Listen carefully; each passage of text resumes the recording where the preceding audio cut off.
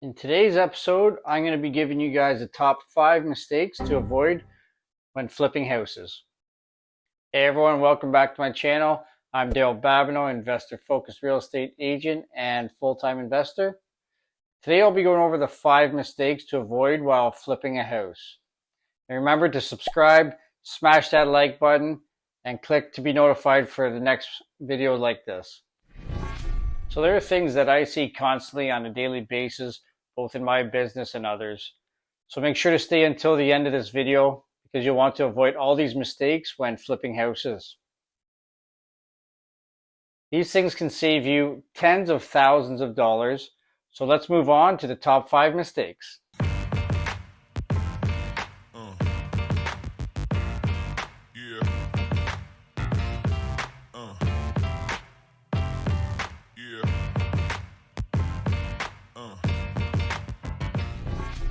So the number one mistake is underestimating your project schedule.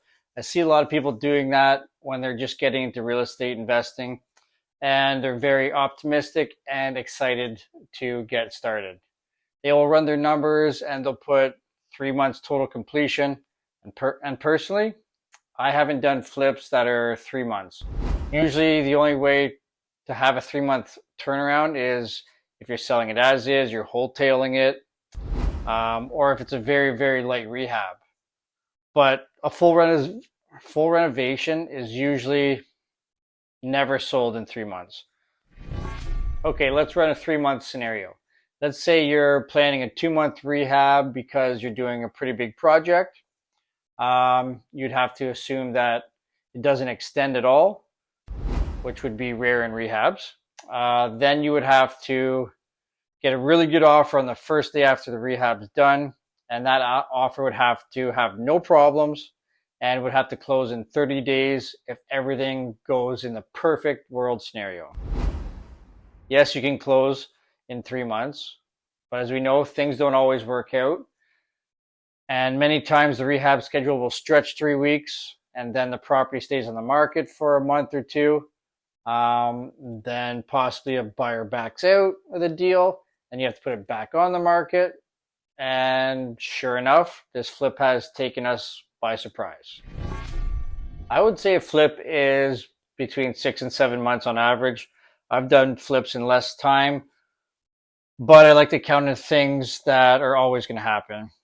You can get into ones that go perfectly, then you can get into ones that just have nightmares, and then you can have nightmares in between nightmares.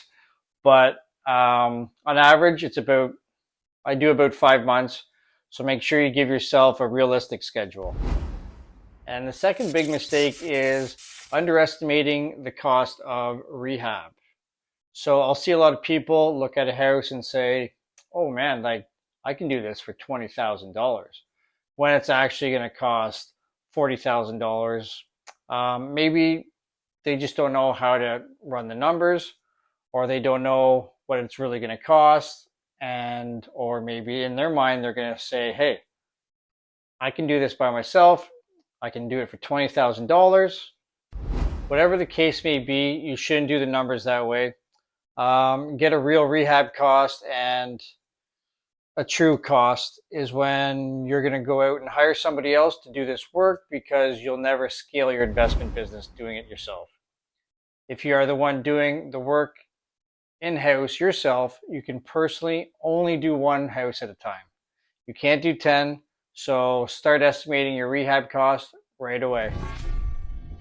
The third big mistake I see is also part of the rehab process. That's actually overdoing the rehab. And I see a lot of people getting into that. You're not building your dream home every time you flip a house.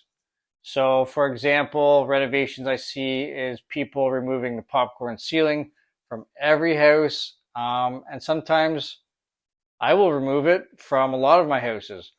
But if all the comparables in the area have popcorn ceilings, and that's what buyers are expecting anyways, why am I getting rid of the popcorn ceiling? It may not add value to the house, but it's still going to cost money for me. So what I mean is, if you spend $1 on renovations, you should technically get $2 in profit. And if you take away the popcorn ceiling costs, that's going to cost you $1,000, but it doesn't make you any extra money or even $1,000 more, so you shouldn't really do it. I have to earn $2,000 to make it worth it if I were to go ahead and do it. I see the same thing with countertops, flooring, and other finishes. At the end of the day, you have to renew according to comparables. Match up the comparables in the neighborhood and don't exceed them. They've already shown that the comparables in the neighborhood work, and that is the value of that market in the neighborhood.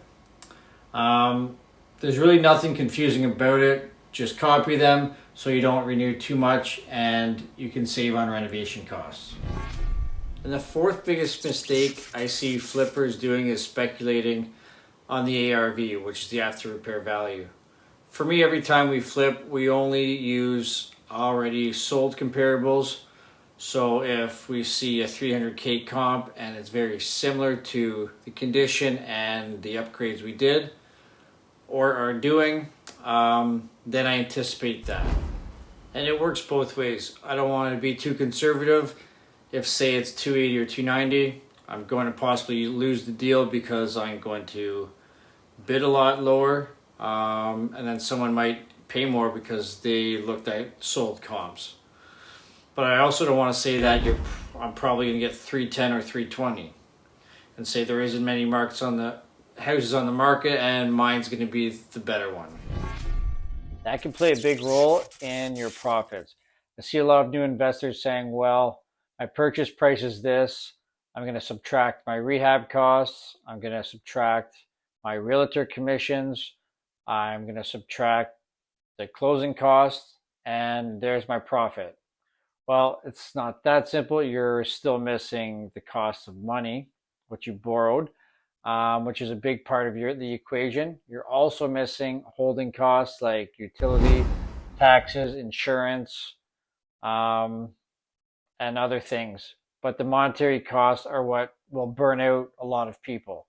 So before you start making all these offers, make sure you understand what your monetary cost is and the monetary cost.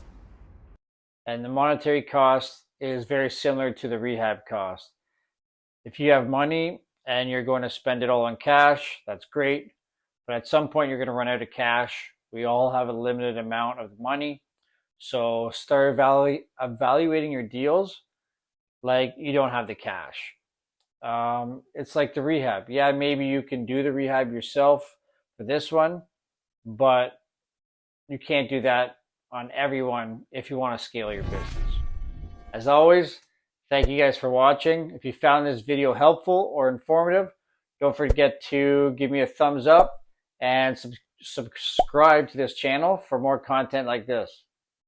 If you have any questions or want to know more how to get started, please leave a comment below. Until next time, take care and happy exploring.